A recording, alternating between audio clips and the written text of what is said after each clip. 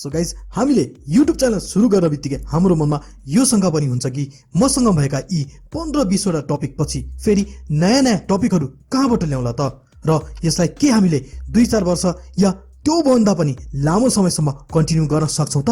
आजको यो भिडियोमा केही यस्ता क्याटेगोरीहरूको बारेमा तपाईलाई आइडिया दिनेछु जसको लागि कन्टेन्ट कहिल्यै सकिने छैन र लाइफ टाइम अनलिमिटेड कन्टेन्टहरू पाउनु हुनेछ र भिडियो एकदमै इन्फर्मेटिभ हुनेवाला छ। त्यसैले भिडियोलाई अहिले लाइक गरी च्यानललाई सब्स्क्राइब गरी साथै रहेको बेल आइकनलाई पनि अलमा प्रेस गर्न नभुल्नुहोला ताकि मैले भिडियो अपलोड गर्ने बित्तिकै फर्स्ट नोटिफिकेसन तपाईलाई जानेछ र तपाईले मेरो भिडियो फर्स्ट आवरमा हेर्न पाउनुहुनेछ। So let's start the video. पहिलो क्याटेगोरी रहेको छ मुभी रिभ्यू। हेर्नुस्, जबसम्म यो संसार छ तबसम्म इन्टरटेनमेन्ट मुभी सिरियलहरू बन्ने छन् र अहिले त अब म्युजिक भिडियोहरू सर्ट्स मुभी वेब सिरिजहरू पनि बन्न लागेका छन् जसमा हामीले आफ्नो रिभ्यूहरू दिन सक्छौं र आफ्नो एउटा च्यानल क्रिएट गर्न सक्छौं। म्युजिक भिडियो मुभी र वेब सिरिजका रिभ्यूहरू दर्शकहरूले हेर्न एकदमै बढी रुचाउँछन्। त्यसैले पनि यदि यो क्याटेगोरीमा तपाईले आफ्नो च्यानल क्रिएट गर्नुभयो भने छिटै ग्रो पनि गर्न सक्नुहुन्छ। यस्तै अर्को क्याटेगोरी रहेको छ न्यूज। हो गाइज, न्यूज यस्तो क्याटेगोरी हो कि जसमा कहिल्यै पनि कन्टेन्ट सकिने छैन।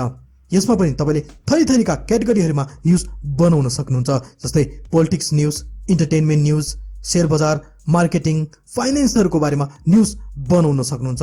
अब हालको परिप्रेक्ष्यमा हेर्ने हो भने नेपालमा राजनीति सम्बन्धी न्यूज च्यानलहरू एकदमै छिटो हुने गरेको देखिन्छ जसमा नयाँ कन्टेन्ट दिनदिनै भाइरल पनि हुने गरेको छ। एक्जाम्पलको लागि हालको समयमा हाम्रो रवि लामिछानेजीको विषयका न्यूजहरू एकदमै भाइरल भइरहेका छन्। यस्तै अर्को क्याटेगोरी रहेको छ स्पोर्ट्स यानी खेलकुद। हो गाइज, स्पोर्ट्स यस्तो क्याटेगोरी हो जसमा अरू क्याटेगोरीहरू भन्दा भ्युज र अर्निङ दुवै बढी हुने गरेको छ र स्पोर्ट्स भनेको जुनसुकै देशमा पनि खेलिने गरिन्छ जस्तै क्रिकेट, फुटबल, हकी आदि थुप्रै यस्ता खेलकुदहरू छन्। यसमा पनि दिनदिनै तपाईहरुले नयाँ न्यूजको लागि कन्टेन्ट पाइरहनु हुनेछ। त्यस्तै अर्को क्याटेगोरी रहेको छ ब्लग। यदि तपाईहरु आफ्नो लाइफस्टाइल वाला भिडियो बनाउनुहुन्छ भने यसमा पनि तपाईलाई कन्टेन्ट खोजिराख्नु पर्दैन। अझ तपाई यदि ट्राभल ब्लग बनाउनुहुन्छ भने त तपाईले ठाउँमा गएर नयाँ चीज र दृश्यहरू दर्शकहरूलाई देखाउन सक्नुहुन्छ जुन कुरा युट्युबमा एकदमै बढी सर्च गरेको पाइन्छ। त्यस्तै अर्को क्याटेगोरी रहेको छ टेक। हो गाइस, टेक यस्तो क्याटेगोरी हो कि यहाँ दिनदिनै नयाँ आविष्कारहरू भइरहेका हुन्छन्।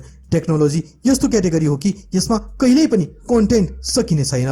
यहाँ दिनदिनै नयाँ टेक टुल्सहरू आइरहेका छन् जसको बारेमा हामीले दर्शकहरूलाई इन्फर्मेसन दिँदै एउटा भिडियो क्रिएट गर्न सक्छौं। यसमै यदि तपाईको अनबक्सिङको च्यानल छ भने त झन् कन्टेन्टको कमी नै हुँदैन किनभने संसारभरिमै दिनदिनै नयाँ डिभाइसहरू बनिरहेका हुन्छन्। त्यसको अनबक्सिङ तपाईले गरेर दर्शकहरूलाई नयाँ कन्टेन्ट दिन सक्नुहुन्छ। जस्तै अर्को क्याटेगोरी रहेको छ एस्ट्रोलोजी।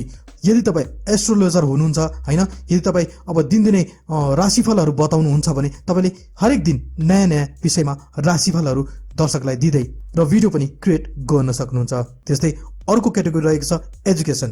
एजुकेसन यस्तो क्याटेगोरी हो कि जसमा तपाईले कन्टेन्ट के बनाउने भनेर सोचिराख्नै पर्दैन। यदि तपाईँ कुनै एउटा पर्टिकुलर विषयको टिचर हुनुहुन्छ भने तपाईले अनलाइन पढाउन सक्नुहुन्छ। त्यस्तै अनलाइन ट्युसन क्लासहरू पनि दिन सक्नुहुन्छ र यस्तै आफ्नो विषय सम्बन्धीका फर्मुलाहरूको एउटा ट्युटोरियल भिडियो बनाएर पनि अपलोड गर्न सक्नुहुन्छ।